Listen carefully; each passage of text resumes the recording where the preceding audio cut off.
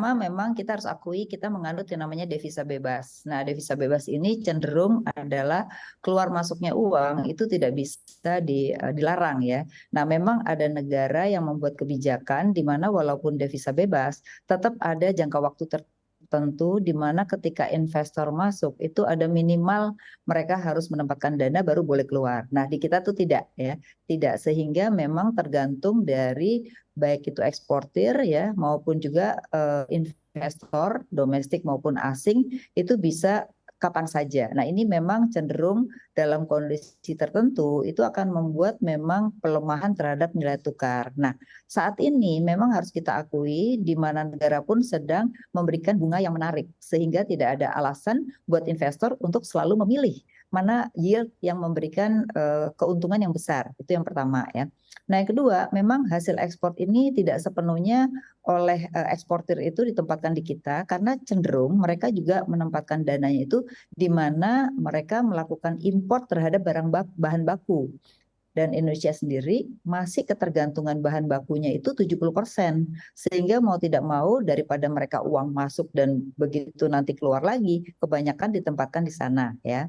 Nah, yang ketiga, memang harus kita akui tidak semua hasil ekspor itu merupakan dananya eksportir. Karena banyak juga kita itu sebagai tukang jahit ya. Jadi kita hanya menerima apa namanya jahitannya saja gitu, tapi tidak dari barang importnya itu sendiri atau input daripada barang-barang setengah jadinya gitu. Jadi memang harus diakui dari sisa hasil ekspor sendiri itu tidak sebanyak saat ini ya. Nah, memang rupiah kita melemah kalau kita lihat dari struktur.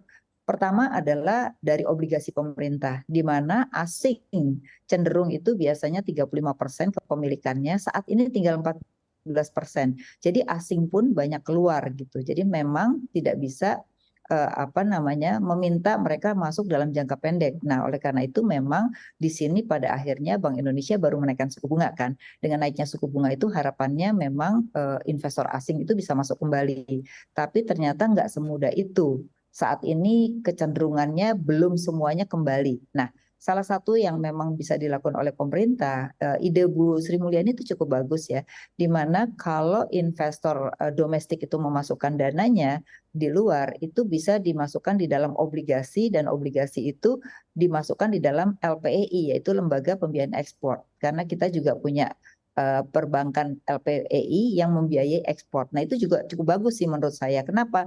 Karena bisa kelihatan berapa banyak dana yang masuk dan itu dipul dalam satu tempat sehingga tidak lari kemana-mana gitu. Nah, ini saya rasa langkah bagus untuk jangka pendek aja karena untuk jangka pendek ini susah kita membuat kebijakan baru nanti malah membuat orang itu tidak menempatkan dananya di Indonesia ya. Misalnya tadi seperti Thailand gitu, kalau masuk dananya 6 bulan dulu di sini baru boleh keluar lagi gitu. Nah, tapi kalau saat kondisi saat ini kita memberlakukan kebijakan itu mungkin agak sulit gitu. Tapi yang paling mudah adalah pendekatan secara apa ya? Mungkin secara personal terhadap perusahaan-perusahaan eksportir untuk menempatkan dana ya.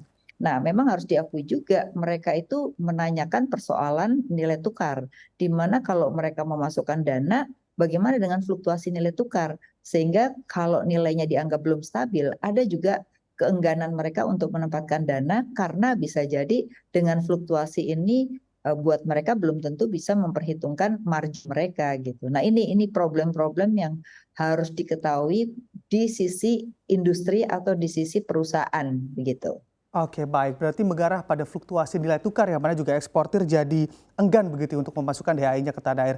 Untuk di kondisi seperti saat ini sebetulnya apa ataupun apa yang harus dilakukan oleh pemerintah, Bu Afi? Oke, nah tadi pertama menurut saya yang harus dilakukan oleh pemerintah adalah pendekatan kepada para eksportir sendiri, mungkin untuk menjamin mereka dana yang masuk ini bagaimana untuk menghadapi fluktuasinya ya, karena rata-rata kalau tidak melakukan hedging memang susah, itu menyebabkan cost-nya juga cukup mahal. Nah, apa yang bisa diberikan insentif oleh pemerintah ya terhadap para eksportir ini, sehingga mereka bersedia untuk memasukkan dananya ke Indonesia. Nah, tadi pilihannya adalah memberikan obligasi dengan nilai tertentu, jadi tidak sama mungkin dengan obligasi pemerintah yang selama ini dikeluarkan ya melalui LPEI misalnya, itu bisa dilakukan dengan jangka pendek ini ya. Nah yang kedua tadi apabila mereka memasukkan dana ke sini itu dipermudah gitu. Karena memang biasanya kalau banyak dana itu kan ditanya uangnya dari mana, underlying-nya apa gitu-gitu. Nah, itu yang seringkali membuat mereka itu seolah-olah susah banget sih menaruh uang gitu ya. Nah, mungkin juga dari sisi sektor perbankannya perlu bekerja sama dengan pemerintah untuk hal ini gitu. Jadi mempermudah mereka menempatkan dana gitu. Saya rasa itu juga bisa menjadi satu peluang ya. Selain mereka juga mencari yield yang tinggi gitu. Jadi kita juga harus banding-bandingkan mereka bisa taruh di Amerika atau di Singapura yang bunganya lebih tinggi misalnya. Nah, pasti dia lebih tertarik gitu. Nah, gimana caranya menarik ke sini? Tentu saja kita juga harus memberi daya tarik ya. Entah itu insentif dari sisi fiskalnya ya, atau insentif dari sisi yield-nya gitu. Saya rasa itu dengan demikian pendekatan ini bisa terjadi, tapi tidak bisa kebijakan itu diberlakukan umum gitu. Jadi lebih khususnya kepada eksportir itu. Oke, baik. Bu Afi ini mengamati secara seksama juga di mana CADEV kita sesuai data yang dirilis begitu 4 miliar rupiah atau naik.